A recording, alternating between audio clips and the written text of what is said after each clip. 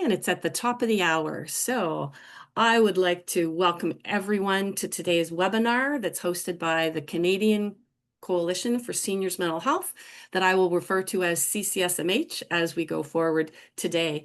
We're really thrilled to welcome you to the first of our webinar series entitled From Awareness to Action, Igniting Hours for Addressing Social Isolation and Loneliness in Clinical Practice. And today's webinar is on exploring prevention and the risk factors of social isolation and loneliness in older adults and healthcare and social service professionals as agents of change. My name is Betty Watson-Borg, and I'm the project manager for the Social Isolation and Loneliness in Older Adults Guidelines and Mobilization Project. And my team members, Anna, Peter, and Lisa, are behind the scenes helping support today's webinar. We are thrilled and inspired at the interest in today's webinar with over 800 people registering. So we thank you all for being here today. And just a note for people who registered and were not actually be able to attend at this precise time, a recording of the webinar will be sent out in the next week or so. I would like to mention that we have been able to set up Wordly, so if you would like to follow along in French or any other language, you can scan this QR code on your phone, and there'll be simultaneous written translation. So we are happy to share this as part of our webinar today.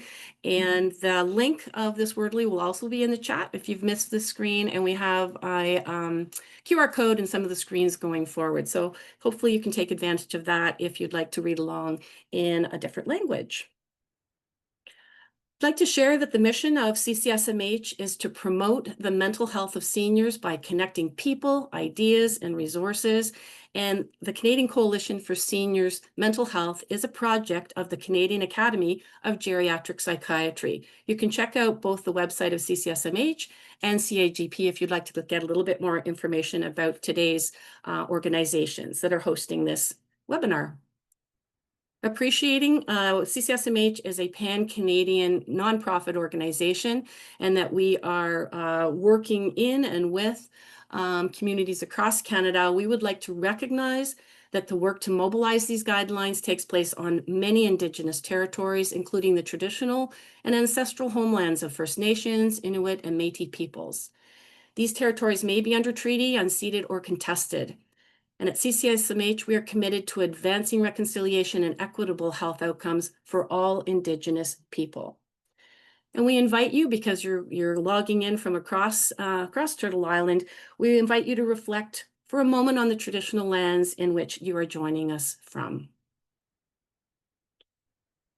We have a lot we've packed into the 60 minutes, so we will start with a brief overview to CCSMH and the clinical guidelines. We are thrilled to have our two panelists today, Dr. Andrew Wister and Dr. Grace Park, who I will be introducing shortly. Then we hope with the last 15-20 minutes to hear from you. We know there are amazing things happening out in clinical practice, in the field, in communities. And so we will be asking you to reflect on this question: how or where are you integrating either of today's recommendations into your professional practice? We'll be using the chat, and there'll be an opportunity to hear from a few of you with the time we have. So we're hoping to keep it moving, and then we'll have a closing reflection, because we would like to know what you're taking away from today's session. One of the things we do want to highlight is that there are 17 recommendations in the clinical guidelines. We've asked our speakers today to speak to recommendation number 1 and recommendation number 3. So we've really worked to narrow it down so we can go deeper. So just we'll be mindful of that. And just to note that we will have 2 more webinars before the end of the year. The next one on screening tools and assessment, where we'll be able to dive deeper on that, and then exploring a couple different approaches to interventions in January. So we just wanted to make sure that everybody was comfortable with how narrow and focused we'll be going today, and even with that, it's going to be really quite expansive. Before we jump into content, though, we would love to know who's in the audience and where are you located. So my colleague is going to put up a short poll, and we would love for you to try this out. And if the poll isn't working for you, feel free to respond to these questions in the chat. Our favorite thing is reaching out to clinicians and practitioners and researchers and students that are interested in this topic. So we'd love to know who's out there and where you're joining from.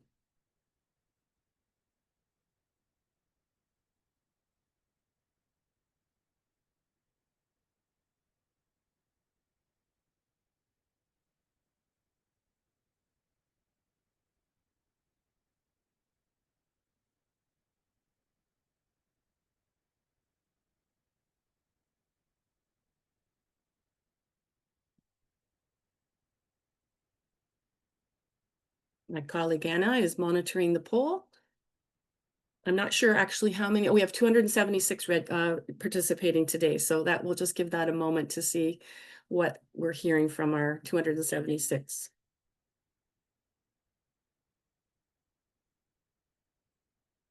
Oh, there it worked. There we go. Let's take a quick peek. Love the diversity. Fantastic. I think, yeah, I'm scrolling down, so I'm going to go very slowly so we can see that we've got administration, community, educators, a licensed practical nurse, registered nurses, occupational therapists, rec therapists. We've got some researchers, social services, social worker, and other. And who's logging in? Wow, look at that. Prince Edward Island. We'll have to reach out. Welcome everybody from across Canada.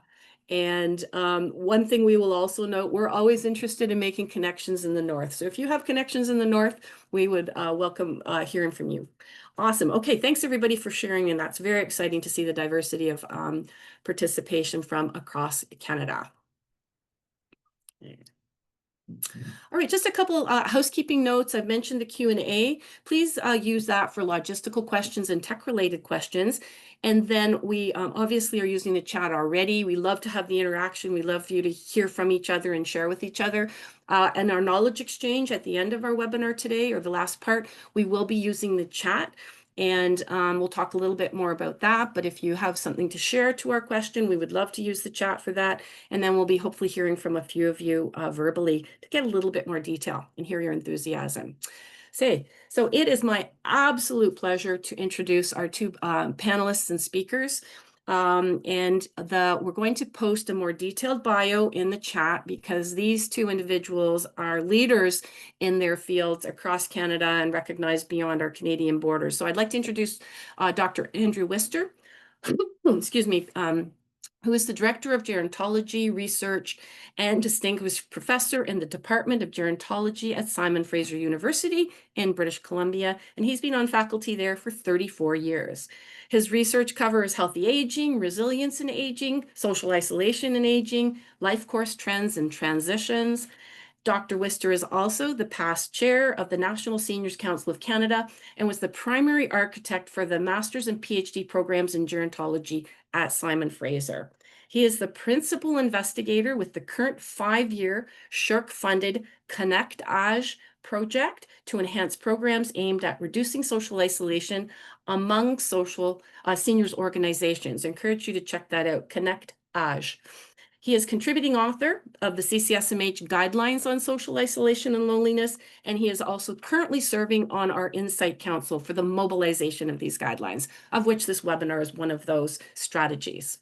Welcome, Dr. Wister.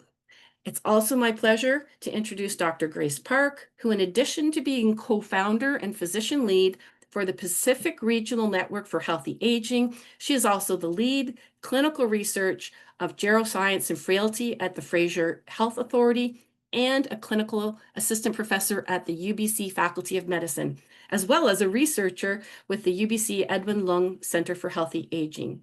Dr. Park is also the past Regional Medical Director for Home and Community Care Services in the Fraser Health Authority and continues to be involved with the Canadian Frailty Network in promoting the AVOID, AVOID, Frailty Management Program, and encouraging you to check that out. Dr. Park is a champion for aging in place, and as part of her passion, she has been a national leader in the social prescribing movement in BC and across Canada. And Dr. Park also currently serves on the Insight Council for CCSMH Guidelines Mobilization. So we couldn't have two more experienced, qualified, and passionate speakers to speak to the recommendations that we're going to focus on today. Before we open up the microphone, and Dr. Wister will be speaking first, just a couple slides to set context and a shared foundation. So CCSMH in action, 23-year history of being an interprofessional coalition and working as a program or a project of the Canadian Academy of Geriatric Psychiatry, which is often short form to CIGP.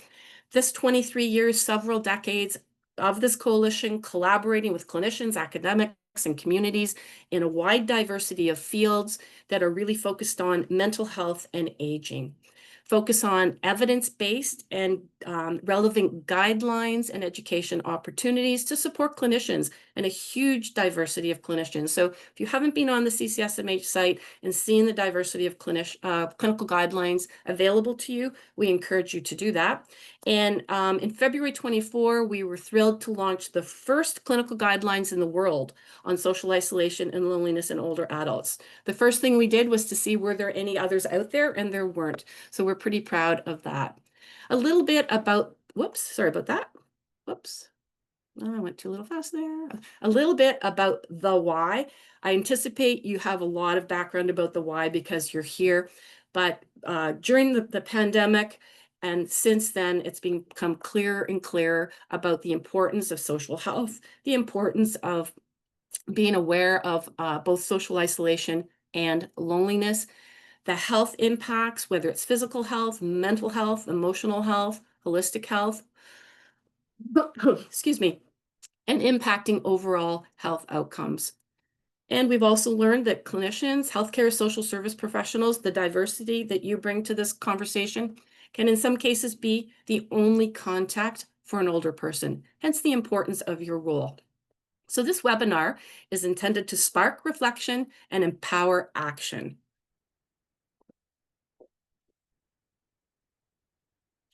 And lastly, before we move to Dr. Wister's words, just a reminder, social isolation and loneliness are related. However, they are different. Social isolation, the number of social relationships that a person has and a feeling of deficiency, that loneliness being that subjective feeling of I don't have the quality or quantity of relationships that I desire. You can be lonely in a crowd, you can be all by yourself and feel just fine. And we're all learning about the importance of solitude. So just to make sure that we're thinking of these differences, particularly when we put the words together, as we often do in this work. Today's case is focusing on Joseph. Joseph is here for his annual checkup. He knows his nurse practitioner well. There's some demographic information about Joseph that we've asked our speakers to speak to. We have a little bit of personal information and we have a little bit of a health background. We're going to put this case in the chat as well, so you can dive into that a little bit deeper. And it's my absolute pleasure to pass the microphone and the screen over to Dr. Wister to talk about recommendation number 1. Thank you, Betty, for that generous introduction. Welcome, everyone. Good morning or good afternoon. I am going to be speaking today about risk factors, and I come from the lands of the Musqueam, Squamish, and Tsleil-Waututh nations. Next slide. So the recommendation number 1, prevention, that I'm going to be speaking to relates to the knowledge of risk factors for social isolation and loneliness in older adults, what I'm going to refer to as SIL. This is a quote from the report that we produced on the clinical guidelines. Healthcare and social service professionals should have knowledge of major risk factors for SIL to identify older adults who may be socially isolated or lonely, and to anticipate with their patients or clients any possible changes in their life circumstances that could put them at risk of SIL. Next slide. I'd like to start off by sharing with you some of the prevalence rates of SIL. In this case, it's the percentage of older adults who report being lonely, at least some of the time or all of the time, drawn from the Canadian Longitudinal Study of Aging, the largest national longitudinal study in Canada and one of the largest in the world, following over 51,000 Canadians aged 45 to 85 for 20 years. I'm going to show you data drawn from the baseline wave 2011-2015, which is in the lighter color on the bar on the left for each of these by age and sex, followed by the follow-up 1 collected in 2015 to 2018, and that's the middle color, moderate color, and then the darkest color is the COVID survey. And we can see that this is divided by sex and age. For women 65 to 74, about 25% were reporting loneliness at least some of the time or all of the time. Of course, this jumped up to 41% during COVID. And for women 75 to 84, the third set of bars, we see that it was into the 30s pre-COVID and up to 42 during COVID. For men, we also have high rates, both in the 65, 74, and 75 to 84 groups, in the high teens, and COVID about 26%. Can you please change slides?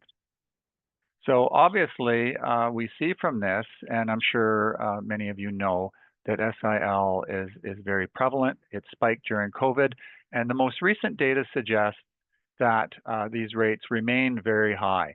And of course, this is a risk factor.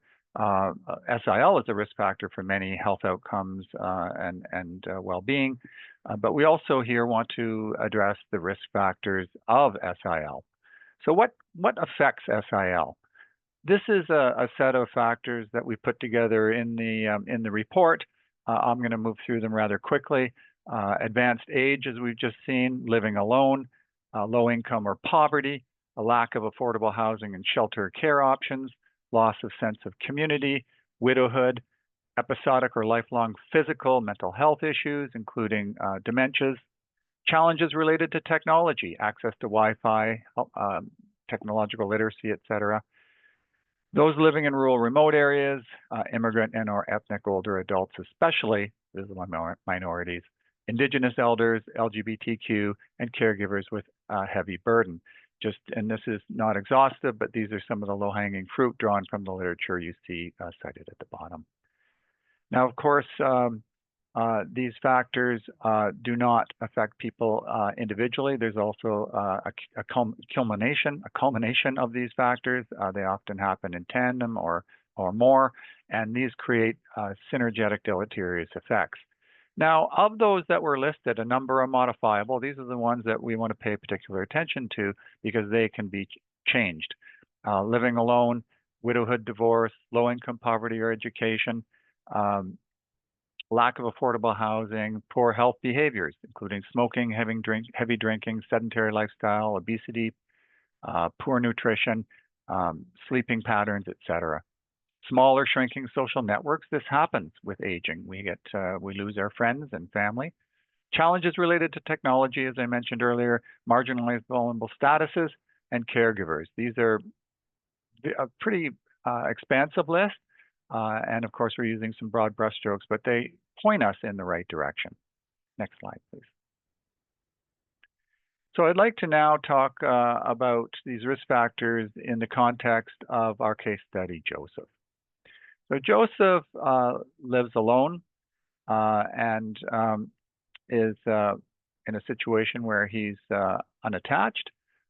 He has a Black Canadian ancestry. He's approaching retirement. He's been a municipal worker. He's very close to retirement, as I just mentioned, and he has a number of health behaviors, some positive and some negative. Next slide. So we're thinking about these risk factors a little deeply here, and we see that he lives alone in an apartment in a rented downtown urban area. Just because somebody lives in a densely populated area doesn't mean they're socially connected. Sometimes it can, in fact, affect people in the opposite way. They can feel alienated if they don't have meaningful relationships, which is part of the definition of SIL. He doesn't have children or a partner. This, again, puts him at risk. In terms of his non-physical leisure time, he spends a lot of time watching TV and reading. He's not going out. He's not participating in senior centers activities or other leisure activities which would connect him to other individuals, again, putting him at risk. He has 2 older siblings who live in the US, but there's a distance factor. Next slide. With respect to health factors, he has multimorbidity, type 2 diabetes, hypertension, osteoarthritis. In particular, osteoarthritis and diabetes can limit him in terms of physical activity, although hypertension as well, the silent killer. So he really is here at risk, and maybe these factors, again, are barriers to him actively pursuing ways to connect to others in various ways. He's a non-smoker. That's a good thing. But he does have poor sleep, okay appetite, Due to his anxiety around retirement, a nurse noticed that he has expressed that anxiety and depression, and these are risk factors for SIL. And in fact, you can see sometimes a circular kind of relationship. For example, someone who's depressed may not get out as much. That would make the SIL factor worse. And then having less connections can actually exacerbate the depression. Next slide. Just before I pass the baton, I just wanted to say a couple of final things, and that is that there's a number of interventions and approaches that have been attempted to reduce SIL. For example, there's 30 scoping reviews or systematic reviews. These are reviews that follow a specific methodology that look at various data sets and conduct various thematic analyses and systematic reviews of those. There's been 30 covering a vast number of areas, including technological interventions for SIL, non-technological interventions, etc. They cover social, psychological, health-related, various kinds of interventions, various kinds of approaches, policy approaches, and so on and so forth. I don't have the time to get into all of those, but today what we want to look at is the role of health professionals and clinicians in being social change agents, whereby you, the audience, can play a role in reducing SIL. So I'll turn things over to Dr. Grace Park. Thank you. Thanks, Andrew. Hello, everyone. I'm really thrilled to be here, and I'm really, really happy to see so many healthcare and social service professionals in our audience, because our topic is how do we become change agents? And knowing that there are many of you who are already change agents, hope to have this discussion and try and bring the rest of you along, because this is a very important topic, obviously. And in doing that and becoming social change agents, we can do this in the way we interact with our patients, in trying to address the social concerns along with medical and mental health concerns into direct services that we provide for our older adults. And as well, we can talk to our friends and family, our community, our colleagues, and the general public in our role, so that we can spread the word around the association between SIL and the mental and physical health outcomes that are so detrimental to our audience. So next slide, please. So this is a compelling article, and I encourage you to read it if you haven't already. It was published in 2023 by researcher Holt Lundstedt, who gave us the quote, "Social isolation and loneliness is as harmful to our health as smoking 15 cigarettes per day." I'm sure many of you have heard that. And certainly during the pandemic, we didn't see loneliness as a diagnosis listed on our death certificates, but we know the toll it took on our older adults, and particularly those living in assisted living facilities, isolated from their family and friends. I know that I had more than average number of assessment requests for medical assistance in dying, and it was heartbreaking to see the mental health toll it took to be isolated from their loved ones. And so we know that this is harmful to our health. But what can clinicians do? Clinicians need support to be able to address this topic. So they require the adequate training, the resources, helpful guidelines, such as the ones that's put out by CCSMH. And we need support. We need the validated short tools that are important in assessing older adults to see if they're isolated and lonely. And we need resources in the community. I think many of us are reluctant to even talk about the issues if we don't have any place to send our patients that are suffering from loneliness and isolation. And so we need to do that along with partners, and we need intentional partnerships that are well-defined between health and social services, as well as with government and the academic researchers, to develop policies and provide funding to make sure these resources are available so that we can do something about it and use evidence-based interventions when we identify older adults that are suffering. Next slide, please. And so the researchers have also shown us that there are many health risks associated with SIL.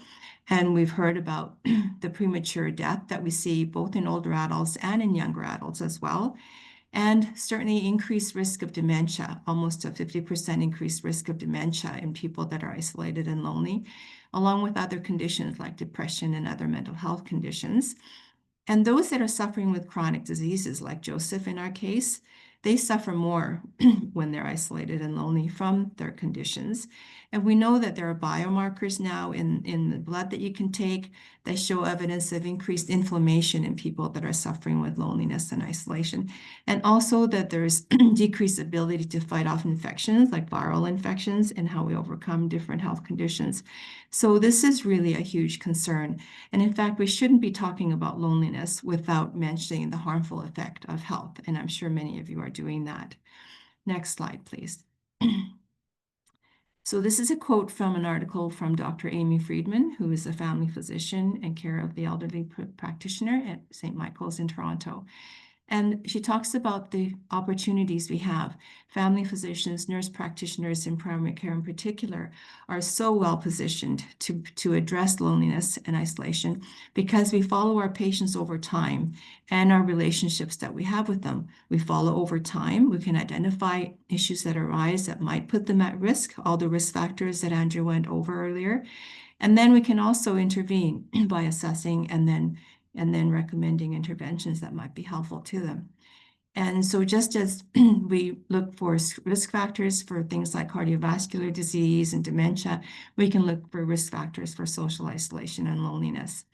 And that's something that we can all do and use the evidence-based interventions that are hopefully going to become available for all of us in all communities. And next slide.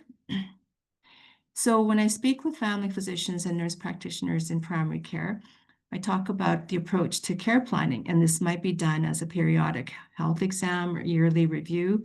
So we look at the patient's medical history, their medications, their caregivers that they might have. You might talk about what's important to them, their goals of care, do advanced care planning, and to direct that care planning. And then I suggest that we add in, we tuck in a wellness plan strategy as well. So we're looking at health protection factors. So is there a healthy diet? Is there issues with food security? Do they socialize? And do they exercise? What can they do? What can we do to help them to exercise? And then now we can talk about isolation and loneliness. Can we assess using short tools to see whether they are isolated and lonely, and incorporate a plan along with the medical plan so that they can have a more comprehensive assessment going forward. And of course, this is done best in a team-based care setting because we know family physicians and nurse practitioners in primary care are inundated with many things that they have to deal with. But we do have now social prescribing in many places in Canada. And in BC, we're fortunate to have it funded by the Ministry of Health. And so with the partnership with United Way and community nonprofit organizations, we can actually refer our patients that are at risk for social concerns to these community connectors, link workers in the community. And next slide. So in going back to our case with Joseph, what are the ways that healthcare professionals are connecting with Joseph? So it would be in the way that I described in the last slide in care planning, going through all of what's important, and then addressing their mental and health concerns. And again, now trying to add in the social concerns as well as part of our direct care. And what might be other ways that we can go beyond what we're doing currently? So Dr. Amy Friedman talks about EAR. That's education, assessment, and response.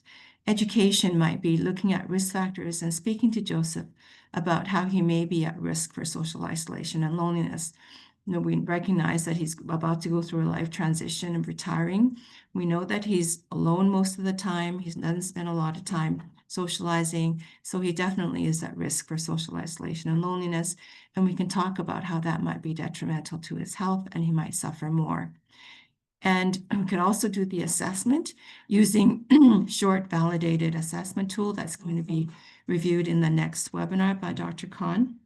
And these assessment tools can be used to identify and address the loneliness that people might feel. And then response is looking at what evidence-based interventions will be helpful. And that will be in our third webinar that hopefully you'll tune in for as well. And what might be some tips or practices that we could include as part of our practice? There are now ICD-10 diagnostic codes for social isolation and loneliness. And for practitioners in primary care, we can add that in our charts in the EMR so that we can call up patients that are suffering with isolation and then address them with new interventions that might become available. And then you can follow them over time using your relationship, and so that you can actually monitor as they go through life changes, as Joseph might go through as he becomes retired. What is his score in his isolation and loneliness test that we can do for them? So these are some of the tips that we can include in our practice. And then finally, what are you already doing in your practice to try to support social health in older adults? And many of our practitioners in the audience today, I'm sure, are already doing that. So I hope that you can think about that a bit now as we go into a bit of a discussion, and let us know what you are already doing, what you would like to be doing, and hopefully this conversation will spark you to become a change agent in expanding and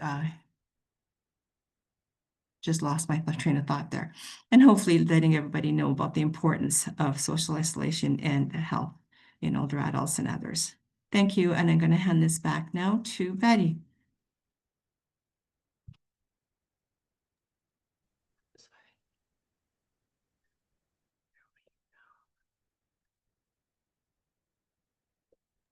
There we go. Thank you. Thank you so much, Dr. Wister and Dr. Park. You could tell we were just getting warmed up with all the information they probably could share. So thank you, folks, for summarizing a number of interesting bits of research and evidence in clinical practice. So what we'd like to do now for the sort of next 15 or 20 minutes is we would like to learn from you, hear from you, and have some sharing amongst yourselves. So the question that we have for the knowledge exchange is, how or where are you currently integrating either of today's recommendations into your professional practice? We're going to be asking you to write a little bit into the chat, probably enough that people who are reading the chat can see and they can go, oh, that's really interesting. Oh, I hadn't thought about that. Oh, I'd like to know more about that. And then my colleague, Lisa, will be joining me on the screen in a second here. She'll be monitoring the chat, and she will also be looking for anyone who would actually like to verbally share a little bit more, kind of taking that 45 seconds to a minute to share in a little bit more detail what you're incorporating into your practice. And that way we can read about what you're up to, and we can also hear verbally. And again, our goal today is to spark ideas and innovation. And so just a reminder, the two recommendations, number one is about the risk factors. It's about being aware of them and finding ways to be working proactively upstream with your clients and patients around some of those risk factors. You know, some of the more common ones we hear about is getting ready for retirement, loss of a drive or pending loss of a license, loss of a life partner or friend, moving into a different kind of a housing on the risk factors, and looking at the ones that are potentially modifiable. And then from Dr. Park, recommendation number 3, agents of change, clinicians as agents of change, and what might be some things that are showing up for you in your practice. So I'm going to look to my colleague, Lisa, because she's monitoring the chat, and I don't want to take this off the screen, so. Thanks, Betty. So we've had some ideas coming through already, some great ideas, including social prescribing and link workers with socially isolated seniors and their unique situations. What also is being referenced is the work of social workers and people feeling like they've been doing social prescribing through their career. So that's been excellent. This is fantastic to see some of these ideas coming through. I'm wondering if there has been a question for Grace, and I'm not sure. Grace didn't raise her hand, so I don't want to call you out, Grace. But there was a question about what does social prescribing look like and sound like where you're working. And so we can either have Grace respond in the chat, or else we can see if Grace would like to chat about that. And in the meantime, mark January 14th because we will be having Dr. Michael Rutledge from Manitoba speaking specifically about social prescribing. So yeah, is there anybody out there who would like to talk a little bit more about what they're practically doing in their practice as it relates to either risk factors and or agents of change, that kind of working with your clients? Feel free to raise your hand and then we can open the mic up for you. Grace Bonnet Yeah, has her hand I up. can speak to the social prescribing that I referred to. Great. So I'm in a community health center, so an interdisciplinary primary care center, where we have in the past 2 years implemented a social prescribing program. So a fairly straightforward model that we have here. So primarily referrals come from our primary care team or other allied health professionals. My role is the community navigator or social prescribing navigator. So I meet with the client and better understand kind of what they might be looking for and connect them to services and resources based on that. So hopefully that kind of answers your question. Yeah. Part of the role too, I'm in a rural area, so the services and resources that are available are limited or inaccessible. So a lot of the work involves either implementing programs or kind of breaking barriers down to make sure that clients can access the programs that we refer to through the social prescribing program. Thank you. And Grace or Andrew, any kind of response to the other Grace? Yes, that's me. Thanks to have another Grace in the room. So we've been exploring social prescribing in rural and remote communities because we are challenged there for not having as many services as in urban areas. But we also have the advantage that usually rural areas are really tight-knit. They know of each other. And most rural communities have a library. So we've been working with connecting libraries to see if they can be sort of a hub of activity for older adults that might be isolated and to also share our learnings.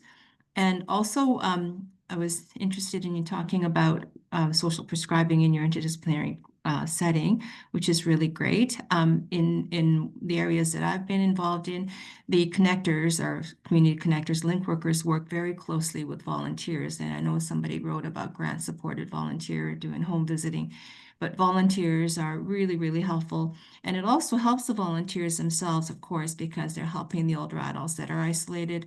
And all of this is happening in our community. Thanks.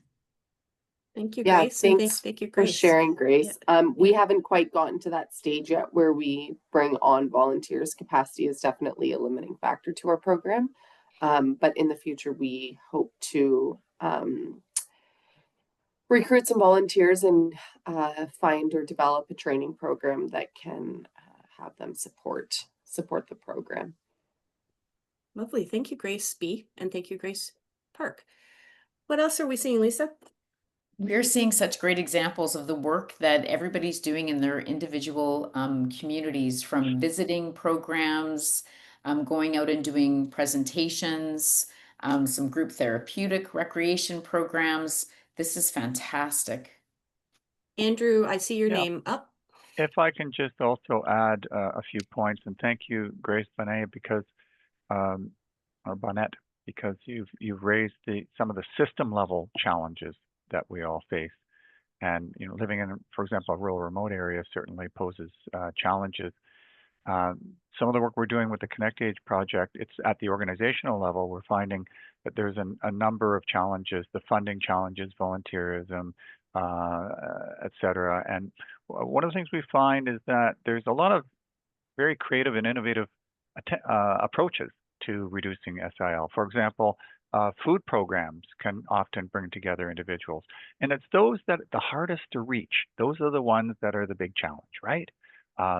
Individuals that, whether it's rural or remote, whether it's cultural barriers, language barriers, other kinds of factors that, mental health challenges of the individual that make it hard to reach them. And so that's why I don't think we can't have just one approach. We want certainly a multifactorial, multi-level approach to reflect the complexity of the issue.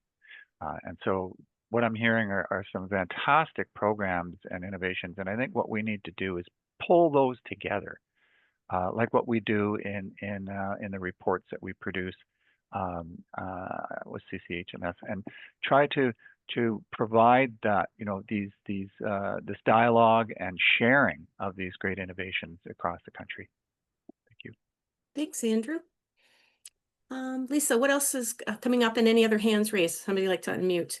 I'm just going to highlight one of the comments from Jeff Rose, and I'm not just doing this because I'm from Manitoba and this is something happening in Manitoba. Oh, yes, you are. He just references, currently updating personal care home standards in Manitoba with an increased focus on looking at the entire lived experience of that PCH resident rather than just their medical care needs. So I love the fact that we're seeing some policy change and starting to look at the entire lived experience. Really fantastic work. Grace, you got your hand up? Yeah, so I was just going to highlight, so Brenda had written Men's Shed in the comments in the chat. And Men's Shed is a wonderful way if we can convince our men to come together in a social setting through sharing interests, because we know in healthcare that men do not access services that are out there very much. We see females in a lot of services that we provide, but really rare to get men out.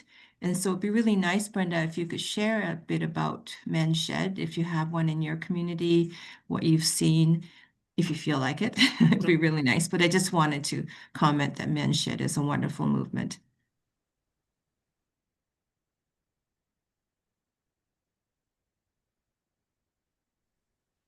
And it's interesting because the whole Men's Shed movement is an organic movement. It's not something from top down. It doesn't come from provincial funding. It sort of happened organically and from the ground up, and it spread. And I didn't show this with respect to risk factors, but if you bring in marital status, then it's older men who are currently unattached, especially widowed older men who are particularly at risk. So I think it does play a role, and it just shows you the kind of innovative approaches that are happening, both from people coming together and creating them, professionals, but also people themselves.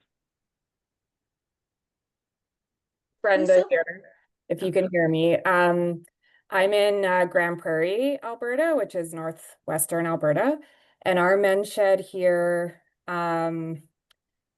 I think it's a really interesting concept, and a lot of our maybe more isolated men do go because they get together and are building things. So and they kind of are also meeting some needs of the community. So the community will contact them and say, hey, we'd like some flower planter boxes, and they'll build them for them. So it's a good opportunity for men to get together and kind of do woodworking together. And then they're also kind of chatting, having coffee, but working on projects together. So our team I work on like an interdisciplinary rehab team, like for stroke rehab.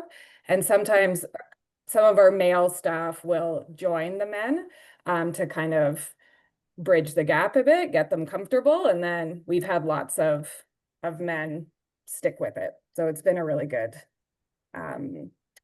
opportunity. Thank you, Brenda. Lisa, what else is coming up for you? We've got about 5 or 7 minutes left. Yeah, we just also had a question from Patrick, and he's asking if there's any tools to measure social isolation and loneliness. And so I just wanted to draw your attention to the clinical guidelines. And actually on page 14, we'll put that link in the chat. But page 14 highlights a number of tools in the clinical guidelines for measuring social isolation and loneliness. So yeah, and I think what we'll be able to do is pull all of the ideas from the chat and share them with the webinar participants. That's great today. Yeah, that's fantastic. Yeah, and just a reminder that at the next webinar on December is going to be the combination of screening, which gets us into the screening tools, and then the assessment piece that Grace has referred to. So an opportunity to dive a little bit deeper. But as Lisa has said, there's some resources in the guidelines that you can tap into. I'm just, is there anyone else who has their hand up, Lisa, at this point No, in time? not right now. Yeah. No. So sort of a deeper probing question for your feedback, either raising your hand or putting it into the chat. And it kind of ties back to that screening tools. We've heard a number of clinicians who, once they've spent time in the space, saying, you know, I've never asked about my clients or patients about like their are they lonely, or how do they feel their number of connections are. We heard one person say that their physiotherapist recently asked them for the first time, what do you do for fun? So, you know, kind of taking it into a little bit more of a mainstream conversation. So curious out there is as agents of change, whether currently or in the future, what might be some ways you're starting the conversation, and if how has that gone for you? Or might that be something you might consider integrating into your practice going forward? So just curious what might be coming up for you about starting the conversation.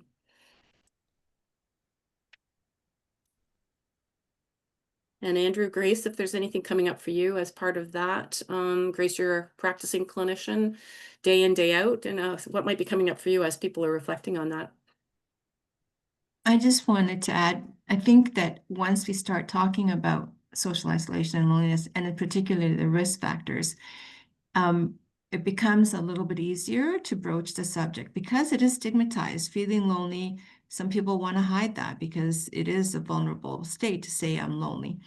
And so talking about risk factors, like talking about your blood sugar, talking about your cholesterol level, your exercise, do you get out?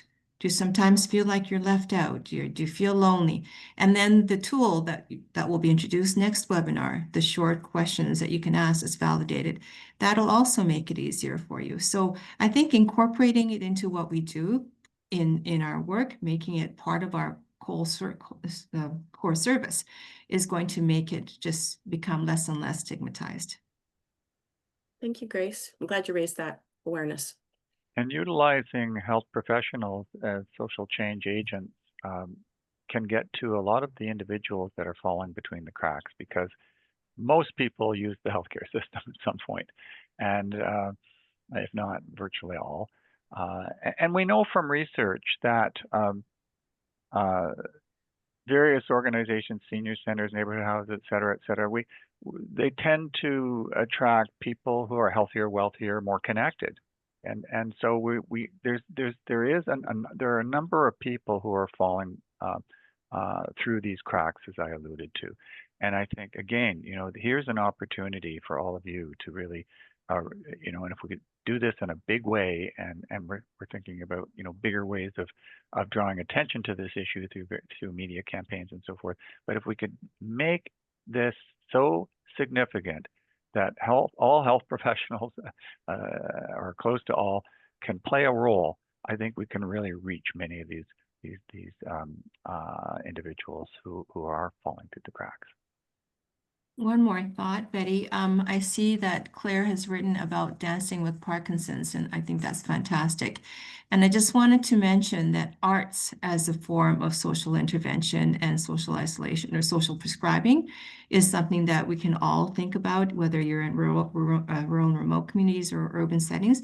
Vancouver Art Gallery, for example, has set up a program now for us to intervene with isolation, bringing older adults into the gallery with a partnership with Parks Canada, so that doctors can write a prescription, nurse practitioners and other registered health providers can write a prescription, so that they would be able to get to the gallery and enjoy the Emily Carr exhibit, which is forests and being part of that nature.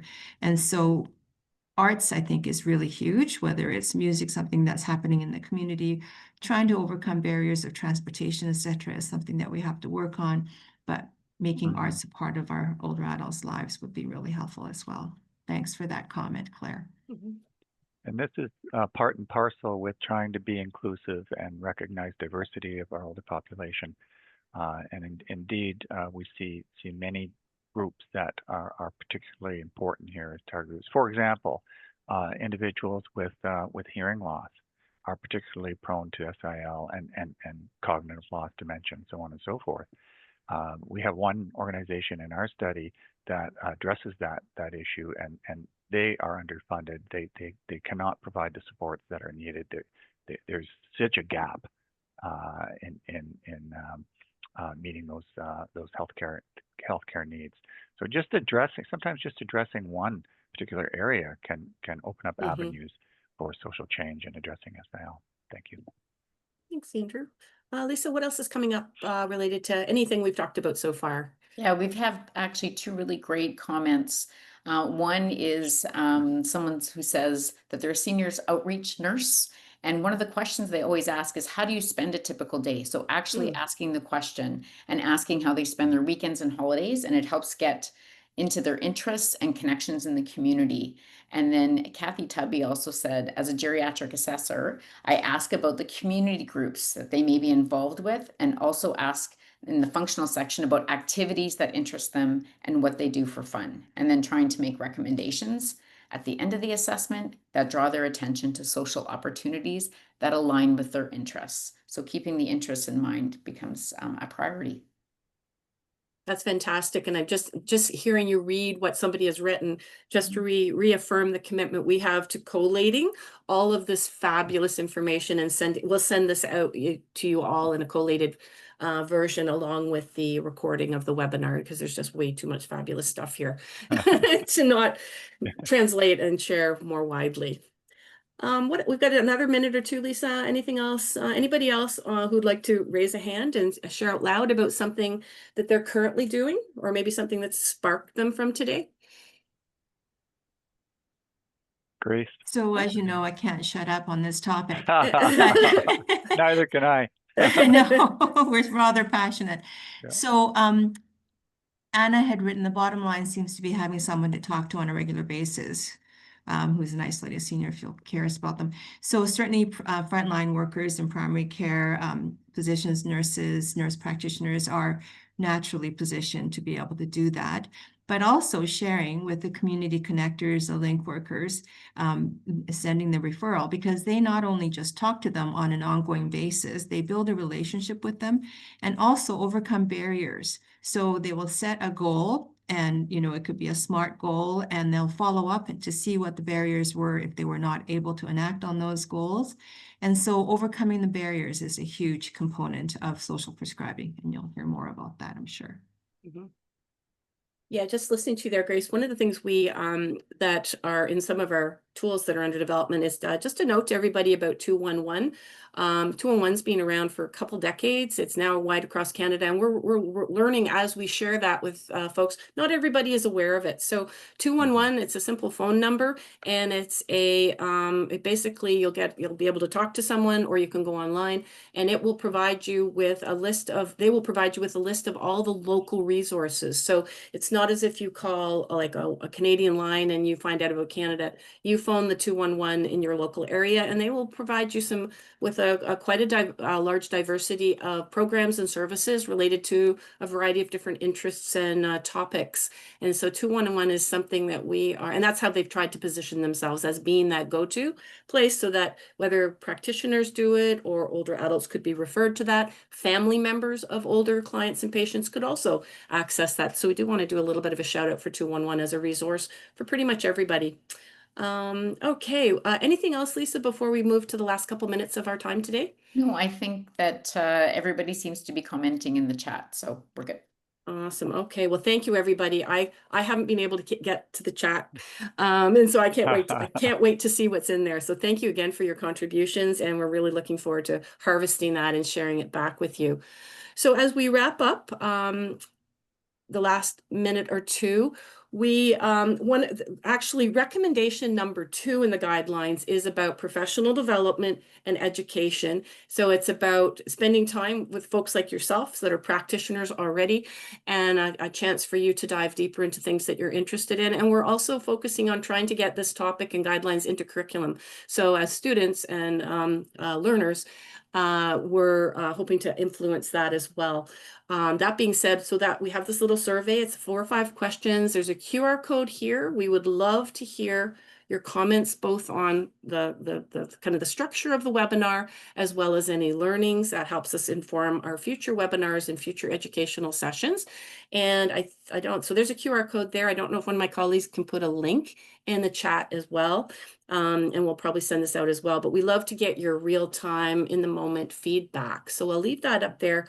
Hopefully you've had a second to take a look at that. Are we putting it in the, able to put it in the chat, folks? Because I want to move on to the next slide. And if I may, I just want to take this opportunity to thank CCSMH on behalf of Grace and myself and all research and community-based workers, health professionals, the audience. The work that you're doing is first class, and this is really making a difference. And it's been a real pleasure working with your team. So again, thank you, Betty and the group. Thank you, Grace and Andrew. Grace, closing comments? So I echo that for sure. It's been a real pleasure being with you in the audience. I just wanted to say that some of my comments were geared toward family physicians and nurse practitioners in primary care, but I saw a comment from the dialysis nurse and also specialty practitioners, nurse practitioners, and physicians. If you identify a risk factor for isolation and loneliness when you see your patients, you may not have the time to deal with that, but even just sending the note back along with your report back to the primary care practitioner will also plant the seed, and that conversation may not have happened in the primary care setting. So everyone has a role to play. Thank you again.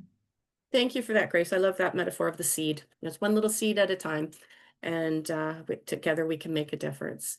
So we're really excited. This is a webinar series of 3 about igniting our interest. And so on December 3rd, same time zone, we will have Dr. David Kahn, who is one of the founding members of CCSMH, and also was the principal investigator for these guidelines. He will be coming to share his insights along with another case on assessment, and Carrie Med, who is actively working in Alberta Health Services, particularly around one of the screening tools. So we hope you'll join us on December 3rd. When you registered for this first webinar, you had an option of registering for both of them. So we will look forward to seeing everybody back and also hearing from you around those topics. And in closing, if you'd like to stay informed about what's down the pipeline, we're excited that we're hoping to launch 2 practical clinical tools, resources and tools in the very new year, as well as we have another engagement initiative under the way where we really want to hear from you out there, what you're trying, what's working, what's the impact on the social health of the older adults and patients in your care. So if you want to stay informed and hear it first, if you want to sign up for CCSMH, no obligation other than signing up, we encourage you to do that. So we're at the top of the hour. I'd like to thank everybody for your participation. We hope you found it helpful, and we look forward to staying in touch and seeing you in December. So thanks, everybody. Bye-bye for now. Thank you. Bye.